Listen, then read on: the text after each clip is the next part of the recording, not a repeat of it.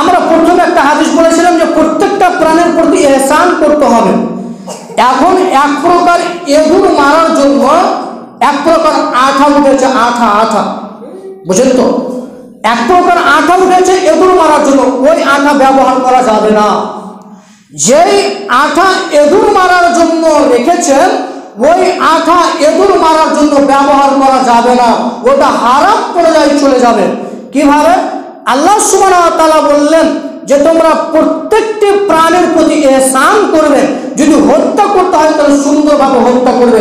আর আমরা সেই টিকটিকির বর্ণনা করলাম যে একবারেতে মারলে 100 নেকি তার আমলনামায় লেখা হবে।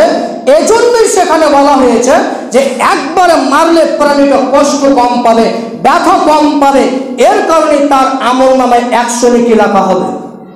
তার মানে হত্যা করতে গেলে সুন্দরভাবে হত্যা করতে হবে। আর যেই আঠাই এঁদুর পড়ে যায় সেই আঠা থেকে তার লুম তার চামড়া খালিয়ে যায়, তার লুম তার চামড়া খালিয়ে যায়।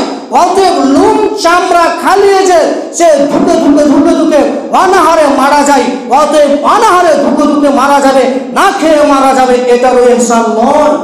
ছোট ক্ষুদ্র জিনিস, ক্ষুদ্র প্রাণী হলো তাকে এভাবে হত্যা করা জায়েজ নয়। আপনি আঠাই ফেলে দিয়েছেন, এখন ও 1-2 ঘন্টা আছে, ও অনাহারে না খেয়ে মারা যাবে। যখন তাকে টান দেবেন তখন দেখবেন তার চামড়া তার লুম পর্যন্ত খালিয়ে যাবে। এভাবে প্রাণী হত্যা করা হারাম, এভাবে প্রাণী হত্যা করা যাবে না।